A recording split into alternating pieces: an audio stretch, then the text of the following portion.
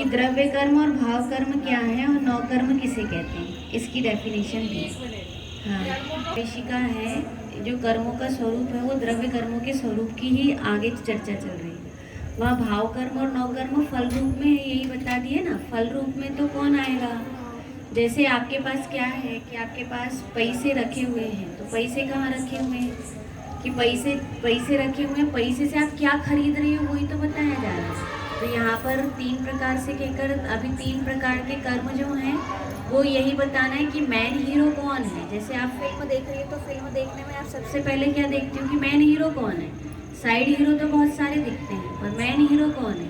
तो ऐसे कर्म के स्वरूप में मैन हीरो कौन है, तो द्रव्य कर्म, भाव कर्म नहीं है। कौन है वो, द्रव्य कर्म है। उसमें मैन हीरो तो कौन, मैन हीरो का रोल कौन अदा कर रहा है, द्रव्य कर्म कर रहा है। द्रव्य कर्म के ही फल में क्या आ रहा है, भाव कर्म हो रहे हैं और नौ कर्म है ना। भाव कर्म और नौ कर्म किसके, उसके फल में आ रहे हैं।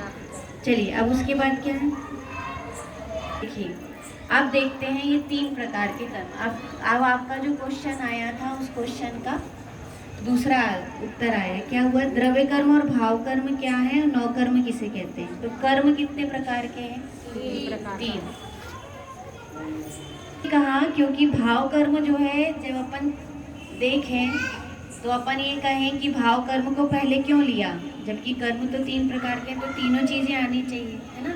लेकिन इसको इसलिए लिया क्योंकि जो आत्म तत्व है या आत्मा है, तो आत्मा में कौन से परिणाम होते हैं, भाव कर्म होते हैं। क्या होते हैं, भाव कर्म होते हैं। लेकिन उसके बाद भाव कर्म तो इधर होते हैं, और भाव कर्म आत्मा की विकारी पर्याय। कौन सी पर्याय है, विकारी पर्याय। तो विकारी पर्याय कौन है, मोह राग द्वेष। विकारी पर्याय कौन सी है, मोह राग द्वेष। और विकारी पर्याय से फिर यहाँ पर क्या बना कि विकारी पर्याय जो थी वो भाव कर्म थी, और उससे क्या बन रहा है, इससे द्रव्य कर्म बन रहा है।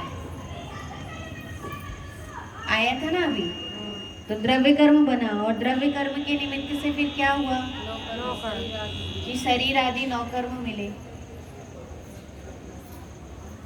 आया समझ में, शरीर आदि नौ कर्म बाद में मिले। तो जो इसलिए तीन प्रकार के कर्म में पहले भाव कर्म को लेते हैं। किसको लेते हैं, भाव कर्म को। ठीक, तो अब देखिए भाव कर्म मतलब क्या मालूम है आप लोगों को, बोलिए। मोहरा। फिर इसके बाद द्रव्य कर्म में कौन है, है ना, ज्ञानावर्णादि 8 प्रकार के कर्म जो है वो किस में आ जाएंगे, द्रव्य कर्म में आ जाएंगे। फिर नौ कर्म में कौन आएगा,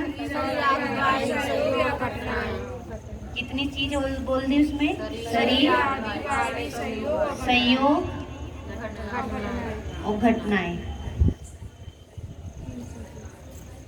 ठीक आया, आपने ये उस दिन याद भी किए थे, जरा बताइए फिर से। शरीर, संसारी जीव द्रव्य कर्म, भाव कर्म और नौ कर्म के जंजाल में उलझा हुआ है। किस में उलझा हुआ है,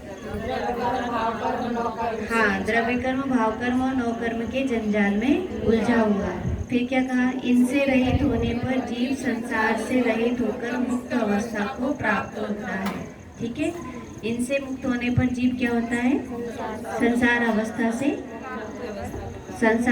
से मुक्त होकर सिद्ध अवस्था को प्राप्त होता है। फिर ज्ञानावर्णादि 8 कर्म, कितने कर्म, ज्ञानावर्णादि जो 8 कर्म है उसको क्या, उनको क्या बोलते हैं, द्रव्य कर्म कहते हैं। क्या कहते हैं, द्रव्य कर्म कहते हैं। उसके बाद फिर जो मोह राग द्वेष, जीव के मोह राग द्वेष रूपी भाव है उनको क्या बोलते हैं, भाव कर्म कहते हैं। और फिर उसके बाद शरीर, वायरी, संयोग और घटनाएं, इनको क्या बोलते हैं, नौ कर्म बोलते हैं। ठीक है ना, तो इसलिए कहा, फिर क्या कहा, द्रव्य कर्मों के उदय के काल में उनके फलरूप भाव कर्म तथा नौ कर्म होते हैं। ठीक है ना, द्रव्य कर्म के उदय के काल में, कौन से काल में,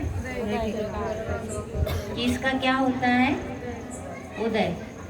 तो ये उदय के काल में क्या होता है, ये उदय के काल में क्या होता है कि भाव कर्म होते हैं और नौ कर्म होते हैं।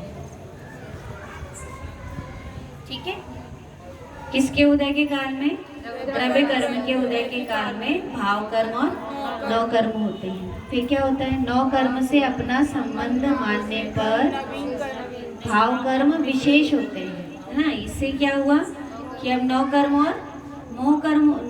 और भाव कर्म हो रहे थे। अब इससे क्या हुआ कि इसमें विशेष संबंध रखने पर, किसमें विशेष संबंध रखने पर, कि नौ कर्मों में विशेष संबंध, यहाँ पर लिख देते हैं। यहाँ पर क्या हुआ कि विशेष संबंध स्थापित किया। किससे विशेष संबंध किया? नौ कर्म से।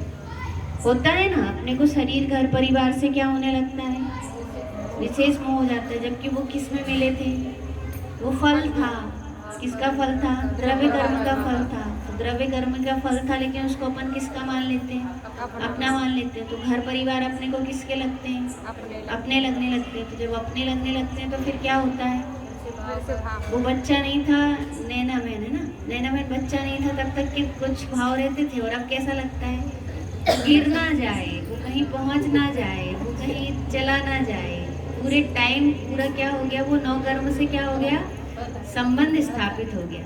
वो नौ कर्म से वो था है, तो वो नौ कर्म से योग में है, लेकिन उसके प्रति क्या होने लगा, संबंध स्थापित होने लगा। वो मोह राग कहाँ से आ गया? पहले कई बच्चे दिखते थे, कई बच्चे दौड़ते थे, कई बच्चे खेलते थे, लेकिन तब भाव नहीं होते थे। लेकिन अब क्या होने लगा कि वो बच्चे के प्रति परिणाम होने लगा। ऐसा लगता है अपने को, लड़की जब ससुराल चली जाती है ना, आप भी कह रही थी, तो अब धीरे धीरे वो आपको बहू के प्रति क्या होने लगा, कैसी तबीयत है, अच्छी होगी कि नहीं होगी, ठीक है कि नहीं, अच्छे से हो जाए, स्वस्थ रहे। तो जो सारे परिणाम चलते रहते हैं, वो क्यों परिणाम चलते रहते हैं? ऐसा कि वो शरीर क्या करा, नौ कर्म से संबंध स्थापित कर लिए। नौ कर्म से क्या कर लिए, संबंध स्थापित कर लिए। कि शादी होने के बाद अपने आप क्या हो जाता है कि वो बहू भी, वो भले ही कहने को बहू है दूसरे घर की बेटी, लेकिन वो किसकी लगने लगती है, हमारी बहू है। कोई कुछ कह दे तब क्या, अपन चाहे कुछ कह दें, लेकिन कोई कुछ कह दे तो लड़ल बैठेंगे उनसे। क्या, किसकी बहू है वो, हमारी बहू है। आपने हमारी बहू को कुछ कहे तो कहे कैसे? तो बताओ, वो नौ कर्म से भी क्या हो गया, संबंध स्थापित हो गया। तो वो संबंध स्थापित होने से क्या हो जाता है, भाव कर्म कैसे हो जाते हैं, विशेष हो जाते हैं। भाव कर्म कैसे होने लगेंगे, विशेष होने लगेंगे। और जब भाव कर्म विशेष होने लगेंगे तो क्या होगा, इससे फिर से नवीन कर्मों का बंध हो जाएगा। क्या हो जाएगा, नवीन कर्मों का बंध हो जाएगा। आया समझ में? बात समझ में आई? क्या होने लग जाएगा, नवीन कर्मों का बंध। ठीक, नवीन बंध, इतना ही लिखेंगे। ठीक है, आ गया। ये पूरा प्रश्न कौन से नंबर का है, 47। तो 47 में क्या क्या कहा, सबसे पहले क्या कहा कि संसारी जीव किसके जंजाल में उलझा हुआ है? पहला बिंदु, द्रव्य कर्म भाव कर्म के द्रव्य कर्म और भाव कर्म और नौ कर्म के जंजाल में उलझा हुआ है। फिर दूसरा पॉइंट क्या कहा, हाँ, इनसे रहित होने पर जीव मुक्त अवस्था को प्राप्त होता है। फिर तीसरा बिंदु क्या कहा, ज्ञानावरणादि 8 कर्मों को द्रव्य कर्म कहते हैं। क्योंकि ये आपकी टिप्पणी में भी है, इसलिए अच्छे से पक्का कर लीजिए, है ना। 10 नंबर वैसे ही मिल जाएंगे।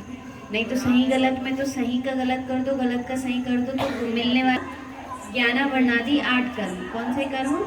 ज्ञानावरणादि 8 कर्म को क्या कहते हैं, द्रव्य कर्म कहते हैं। फिर भाव कर्म किसे कहते हैं,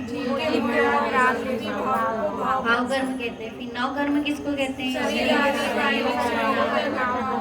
नौ कर्म कहते हैं। फिर क्या कहा कि उदय काल में क्या होता है, द्रव्य कर्म के उदय काल में नौ कर्म और भाव कर्म की प्राप्ति होती है। क्या होती है, नौ कर्म और भाव कर्म की प्राप्त होते हैं। फिर इससे क्या होगा, नौ कर्म से विशेष संबंध रख लेंगे। नौ कर्म से क्या करेंगे, विशेष संबंध रखने पर क्या हो जाएगा, भाव कर्म विशेष हो जाएगा। नौ कर्म से विशेष संबंध रखने से भाव कर्म विशेष हो जाएगा, और भाव कर्म विशेष होने पर फिर से क्या हो जाएगा, नवीन द्रव्य कर्मों का बंध हो जाएगा। आया समझ में? तो ये कौन सा क्वेश्चन हो गया, 47। अब चलिए 48। ठीक है, अब